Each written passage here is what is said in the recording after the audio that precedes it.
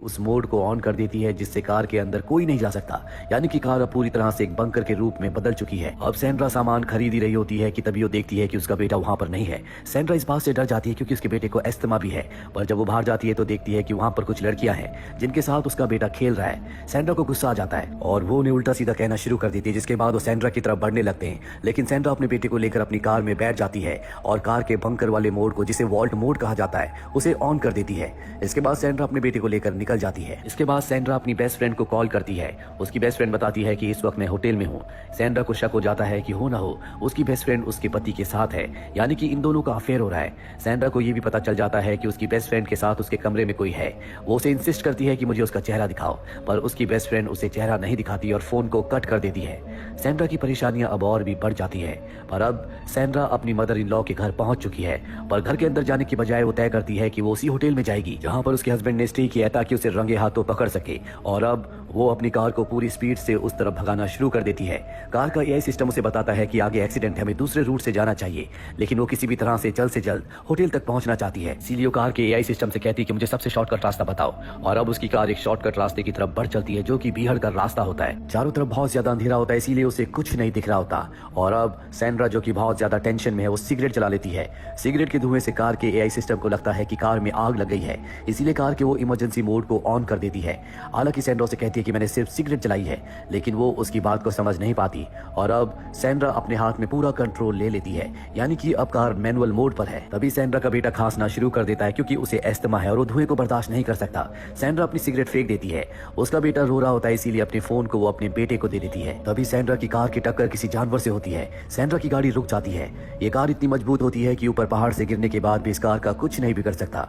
हालांकि सैंड्रा को बाहर नहीं उतरना चाहिए था, लेकिन कार अब मैनुअल मोड पर है, इसीलिए नीचे उतरकर देखना चाहती है कि नीचे क्या है। वो गाड़ी से बाहर उतरती है और देखती है कि उसकी गाड़ी के नीचे एक हिरन है। वहीं गाड़ी के अंदर जो उसका 2 साल का बेटा है, जिसके पास उसका मोबाइल है, वो उस मोबाइल में मोनोलिथ ऐप को खोल देता है और गलती से वॉल्ट मोड को ऑन कर देता है। वॉल्ट मोड को ऑन करने का मतलब है कि गाड़ी पूरी तरह से बंद हो जाएगी, जिसका मतलब ये है कि ना बाहर से कोई अंदर आ सकता है, ना ही अंदर से कोई बाहर जा सकता है। ये पूरी गाड़ी एक बंकर के रूप में बदल चुकी है। बाहर उसकी मॉम सैंड्रा है। सैंड्रा को अब कुछ समझ नहीं आता कि वो दरवाजे को कैसे खोले। सैंड्रा देखती है कि उसके बेटे ने अभी उसी एप्लीकेशन को खोला हुआ है। वो उसे इशारे से समझाने की कोशिश करती है कि वो वॉल्ट मोड को ऑन कर दे, पर उसका बेटा मात्र 2 साल का है, वो इन बातों को नहीं समझ सकता।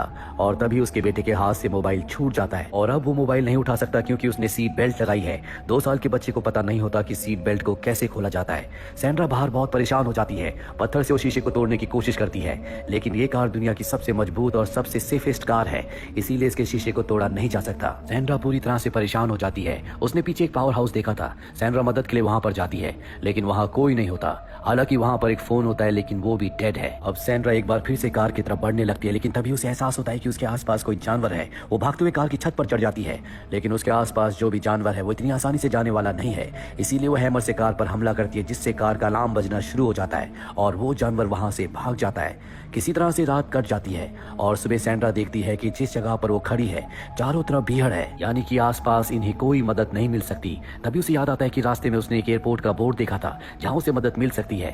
ये सोचकर उसे बहुत खुशी होती है, पर अब बाहर का टेम्परेचर बहुत ज्यादा है और उसका 2 साल का बेटा जो गाड़ी के अंदर है उसने वुलन कपड़े पहने हैं, जिस वजह से उसे बहुत ज्यादा गर्मी लग रही होती है। सैंड्रा को कुछ समझ नहीं आता कि वो क्या करे, इसीलिए अपनी जैकेट निकाल कर ऊपर सनरूफ पर रख देती है क्योंकि वहीं से धूप से उसे गर्मी लग रही होती है। और अब सैंड्रा एयरपोर्ट की तरफ बढ़ चलती है। कई घंटों तक चलने के बाद भी उसे कोई एयरपोर्ट का निशान नहीं दिखता। वो बहुत ज्यादा थक चुकी है, प्यासी भी है, लेकिन सैंड्रा की किस्मत अच्छी होती है कि उसे एक नदी मिल जाती है जहां से वो पानी पीती है। इसके बाद एक बार फिर से वो आगे बढ़ती है और जल्दी वो एयरपोर्ट तक पहुंच जाती है, पर वो देखती है कि ये एयरपोर्ट एक वीरान एयरपोर्ट है जहां पर कुछ टूटे फूटे प्लेन्स के अलावा कुछ भी नहीं है। वो प्लेन के अंदर जाती है। वो प्लेन के रेडियो से संपर्क करना चाहती है, लेकिन वो काम नहीं कर रहा होता। यहाँ पर उसे एक बॉटल मिलती है। वो बॉटल लेकर नीचे उतर जाती है। साथ ही वो प्लेन के 2 टायर्स भी जला देती है ताकि धुएं से कोई इनकी मदद के लिए इस जगह तक पहुंच सके। और अब सैंड्रा बॉटल लेकर नदी तक पहुंच जाती है जहां से पानी भरती है और जब वो गाड़ी के पास पहुंचती है तो देखती है कि उसकी जैकेट नीचे पड़ी है, जो देखकर वो डर जाती है। भागकर वो अपनी गाड़ी के पास जाती है और देखती है कि उसका बेटा गर्मी की वजह से बेहोश है, इसलिए जो पानी अपने साथ लाई होती है वो गाड़ी के ऊपर डाल देती है ताकि टेम्परेचर कुछ कम हो सके। हालांकि गाड़ी का फैन चल रहा होता है, लेकिन एयर कंडीशन बंद होता है, इसीलिए उसके बेटे को बहुत ज्यादा गर्मी लग रही होती है। और अब सैंड्रा के मन में एक आइडिया आता है। वो कार के फ्रंट में जहां से हवा अंदर जा रही होती है, जहां से वेंटिलेशन होता है वहां पर वो धुआं करती है ताकि धुआं अंदर जाए और गाड़ी अपनी विंडोज को खोल दे। पर होता इसका उल्टा है, जब धुआं अंदर जाता है तो गाड़ी का जो ऑटोमेटिक सिस्टम होता है वो वेंटिलेशन को बंद कर देता है, जिससे अंदर थोड़ी बहुत जो हवा जा रही थी अब वो भी जाना बंद हो जाती है। सैंड्रा बहुत ज्यादा पैनिक हो चुकी है, इसीलिए वो कार के ऊपर हमला करती है, लेकिन इसका कोई फायदा नहीं है। ये कार बहुत मजबूत है, इसे किसी भी तरह से तोड़ा नहीं जा सकता। सैंड्रा पूरी तरह से हताश होकर वहीं पर लेट जाती है।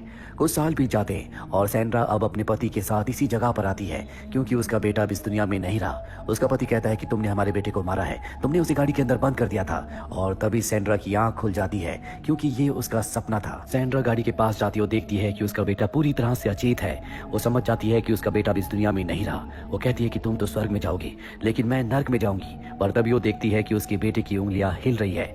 दरअसल अब भी उसका बेटा जिंदा होता है लेकिन उसकी हालत बहुत ज्यादा खराब है। तभी यहाँ पर एक कायोटी आ जाता है जो उसके ऊपर हमला करता है। उससे बचने के लिए गाड़ी की छत पर चली जाती है पर छत बहुत ज्यादा गर्म होती है, इसीलिए वो गाड़ी के नीचे आ जाती है जहां पर कायोटी उसके ऊपर हमला करता है। पर जल्दी उसे एहसास होता है कि उसकी गाड़ी के नीचे जो हिरन फंसा हुआ है कायोटी उसके लिए आया है, इसीलिए वो उसे निकाल देती है। हिरन के निकलने के बाद गाड़ी पीछे की ओर खिसकना शुरू हो जाती है, लेकिन सैंड्रा गाड़ी को एक पत्थर से रोक लेती है क्योंकि पीछे खाई है।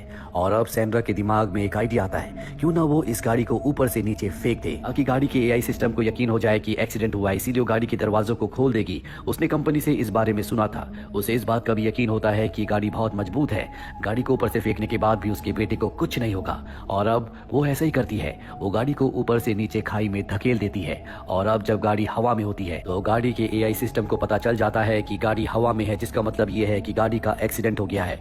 इसीलिए वो अपने मोशन सेंसर को एक्टिवेट कर देती है, जिस वजह से गाड़ी अपने आप ही बैलेंस होना शुरू हो जाती है और जल्दी नीचे जमीन पर गिर जाती है। चारों तरफ धूल होती है। सैंड्रा डर जाती है, वो भागते हुए नीचे आती है। वो देखती है कि गाड़ी बहुत ही सेफ तरीके से नीचे लैंड हुई है। साथ ही अब दरवाजा भी खुल चुका है क्योंकि गाड़ी को इसी तरह से डिजाइन किया गया था कि एक्सीडेंट होने पर गाड़ी के दरवाजे अपने आप ही अनलॉक हो जाएंगे। वो अपने बेटे को गाड़ी से बाहर निकालकर उसके कपड़े उतार देती है ताकि उसे ठंडक महसूस हो, लेकिन अब भी उसके बेटे की जान खतरे में है।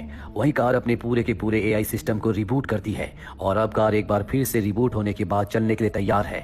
सैंड्रा अपने बेटे को लेकर गाड़ी में बैठ जाती है और गाड़ी को ऑफ रोडिंग मोड पर लगाती है, जिसके बाद गाड़ी के टायर उठ जाते हैं। उसके सामने ऊंची चट्टान है, लेकिन सैंड्रा को पता है कि ये गाड़ी दुनिया की सबसे मजबूत गाड़ी है जो हर तरह की रोड पर, पहाड़ों पर, चट्टानों पर चल सकती है। और अब वो गाड़ी की स्पीड बढ़ाना शुरू करती है।